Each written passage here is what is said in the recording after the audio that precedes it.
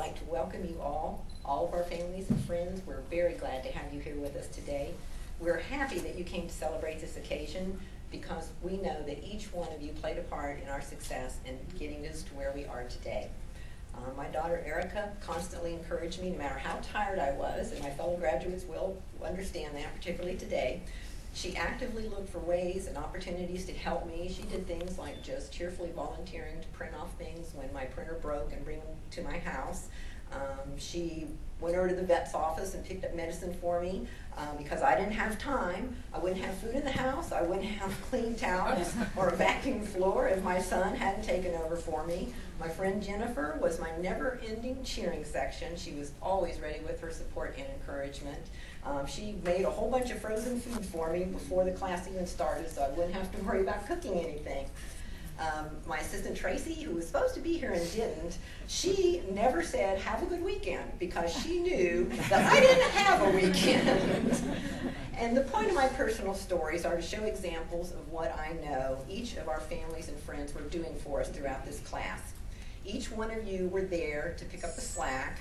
You were there to make those sacrifices. You were there to do anything you could do to help us get through this, and we sincerely appreciate that. And I also would like to say congratulations to each and every member of my class as I look at you today. I'm very proud of all of you because I know what you went through and I know what it took for you to get there. This really is quite an accomplishment. The first morning when we walked in, Jack explained to us how the grading system worked. And if you got an A, you didn't have to take the final. And if you got a B, you got your name on the board. And I remember thinking when we started that, well, I'm sorry, I passed this up. She said that if you got a 70, that's all you needed to pass the class. And then we started with class, and I remember thinking at the first part of class that, I won't have to take the final, that'll be a piece of cake. And by the mid-morning break, I'm thinking, I'm pretty sure I can get my name on the board. That's a piece of cake. And then by lunchtime, I'm thinking, a 70 really isn't that bad. I should be able to pass, I hope. And so lots of sleepless nights later, here we are. And I'll remember all of my classmates. I'll miss looking across the room at everybody on Saturday and Sunday. And in honor of one last time, I'm going to go around in the order of the room. So I'll start with Namrata. Namrata is very impressive. This class put a lot of emphasis on choosing, understanding, and communicating by using the right word. And English is Namrata's second language. And she certainly showed her mastery of English and of this class by staying above the A line every single week. And Lydia, I don't see Lydia. Oh, Lydia, okay. Lydia's the quiet one who just gets the job done. She was always cool, calm, and collected. And Lydia always reminded me of the saying, just never let them see you sweat. And Jamie, I see Jamie. Jamie had legal experience coming into our class, and she was always glad to help and share what she knew with anyone. Christina is perseverance at its best. Christina was determined that this class wasn't going to get the best of her, and it didn't. And Beth always had a smile for each of us. She had a kind word for everyone. She was always very positive, encouraging, and ready to help anyone. And we had a gentleman, Raymond, who always gave the best oral reports. You could just tell from his reports that he thoroughly enjoyed learning new things and that he was enthusiastic about sharing that with everyone. We have Kelvin. Kelvin, where are you? Okay. Kelvin, nobody is as smooth as Kelvin. Okay, Kelvin is definitely the charmer of the class. No matter how much Jack ripped apart his homework at midweek or his question, he would just put on that famous Kelvin smile and offer the smoothest excuse.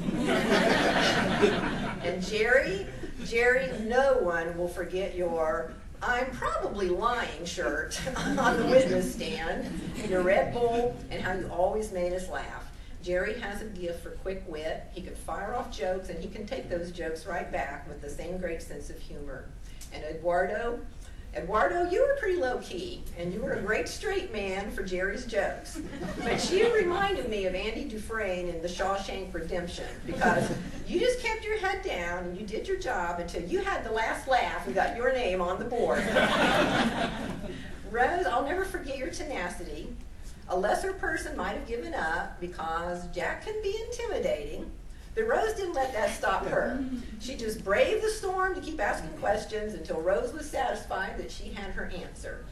And for Deanna, I need to explain that we were very fortunate to have many wonderful speakers throughout the program. And Jack always wanted us to ask questions to show them that we appreciated their coming to speak and to show that we were interested in what they had to say. And the only problem with that was most of the time the speakers were so good, it was hard to think of something that they didn't already cover. So we could always count on Deanna to bail us out with some great questions. Connie, where's Connie? Connie, you are a great role model for upcoming classes. She worked so hard every class with the goal of getting her name on the board. And once that happened, she didn't stop. She kept working just as hard toward an A so she didn't have to take the final. And she got that A on the very last weekend before the exam. Jason was totally dedicated to the class. He plays in a band, and you know that comes with a lot of late nights and hauling equipment around everywhere to all hours of the night. There were times when Jason came to class after a gig with maybe an hour's sleep, but he never missed a class, and he was on the board. Nicole, where's Nicole?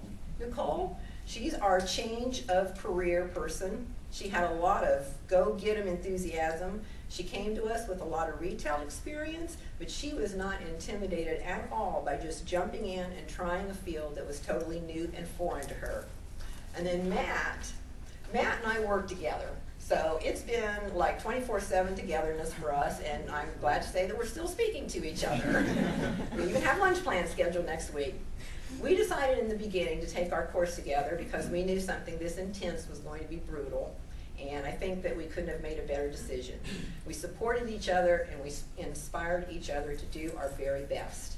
And finally, on behalf of the graduating class, I would like to extend all of our sincere thanks and appreciation to Jack Brennan, our instructor. In spite of her toughness, and in spite of the times when we would just sit there and cringe while she graded homework, because you could hear that pen just scrawling across the paper, and you're sitting there and you're going, oh, please, please, please don't let that be my homework. We knew that she is a person who cares deeply about her students, and she wants us to be the best paralegals that we can be. And where else have you ever had a teacher who opened her home every week to go over the homework so we had a chance to learn from our mistakes before we turned it in? Where else can you find a teacher who will count an answer wrong because you said prevent instead of prohibit? And I remember that because my first test I had 2 answers that were wrong because of that. But she taught us the meaning of words, that the meaning of words is important, even right down to those little shades and nuances.